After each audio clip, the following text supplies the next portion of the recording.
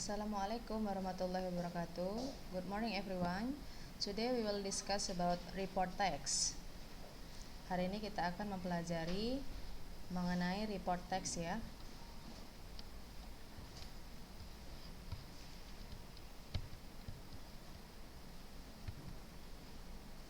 Definition of report text. Report text is a type of text that examines the results of an observation, research, observation or study of objects, animals, people, or a place.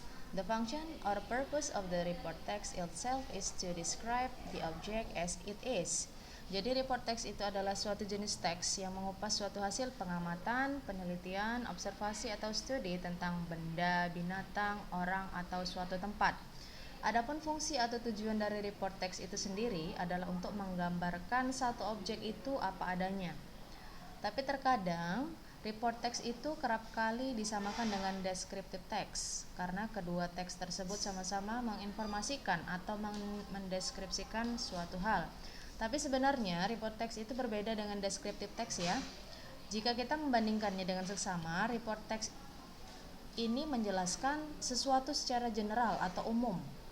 Sedangkan descriptive text menjelaskan sesuatu secara spesifik atau khusus dan bersifat ilmiah. Next, ada ciri-ciri report text. The first one is berisi fakta-fakta ilmiah. The second one is judul teks terlihat lebih umum. Dan yang terakhir itu tenses yang digunakan adalah simple present tense. Saya yakin kalian sudah mempelajari tenses ini di kelas 1 ya, di kelas 10. Yang mana tenses ini digunakan, the first one is for habitual action ya. Habitual action itu kebiasaan kita sehari-hari, and the second one to show fact. Yang kedua itu untuk menyatakan fakta-fakta yang ada. The next one is the generic structure of report text. Ada struktur umum dari report text ini ya. Yang pertama itu title. Title itu judulnya. Kamu akan tahu teks itu adalah report text dari judulnya karena maknanya itu sangat umum. Jadi kita bisa tahu apa satu teks itu report text atau tidak itu bisa dari judulnya ya. The second one is general classification. Paragraf pembuka ini berisi penjabaran umum suatu hal yang ingin kamu ceritakan. Misalnya, kamu ingin menulis mengenai kertas. Pada bagian ini kamu menjelaskan pengertiannya, penggunaannya, atau bahan baku yang digunakan untuk membuat kertas tersebut secara singkat. Yang ketiga itu deskripsinya atau description ya. Barulah di paragraf ini kamu bisa mulai menjabarkan mengenai kertas yang ingin kamu jelaskan ya secara menyeluruh, mulai dari sejarahnya, cara pembuatannya, dan bisa kamu jelaskan di bagian description ini. Next, ini adalah contoh report text, bisa kalian baca mengenai mangrove tree ya. Ada beberapa paragraf yang saya buat di sini. Ada generic structure-nya.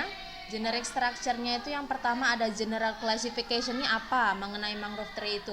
A mangrove is a tropical marine tree. Yang kedua itu ada description-nya. Description-nya kenapa cuma 3 di sini, Mem? Iya, ini adalah ini adalah 3 pokok utama yang ada di bagian deskripsi ya. Jadi sisanya itu hanya merupakan penjelasannya saja. Dari teks yang ada di sebelumnya ya, dapat kita lihat bahwa teks tersebut itu tidak mengandung opini subjektif dari penulis dan mempunyai ciri-ciri yang sama dengan ciri-ciri report text, yaitu yang pertama berisi fakta-fakta ilmiah, yang kedua judul teksnya sangat umum, dan yang terakhir itu semua kalimatnya menggunakan tenses simple present tense. Jadi bisa kalian perhatikan dan identifikasi ya. Tenses yang digunakan ini adalah simple present tense. Ini adalah translationnya ya, bisa dibaca mengenai pohon mangrove.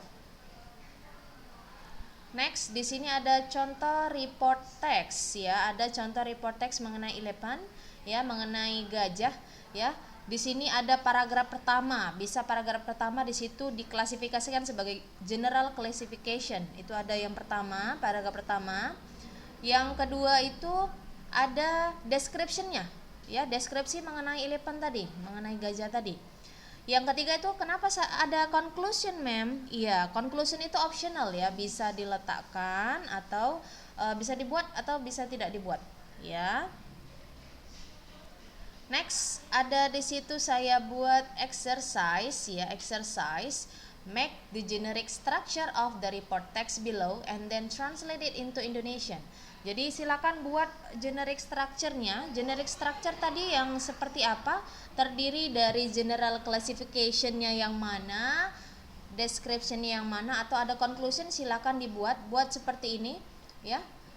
Next, setelah sudah kalian cari tahu mana generic structure yang terdiri dari general classification, description-nya atau ada conclusion-nya tadi, silakan translatekan teks ini ke dalam bahasa Indonesia. Ya, jadi tugasnya itu silakan kalian buat di double folio, buat nama masing-masing dan buat kelas masing-masing juga. Ya, thank you for today. See you next time and thank you for your attention ya. Assalamualaikum warahmatullahi wabarakatuh.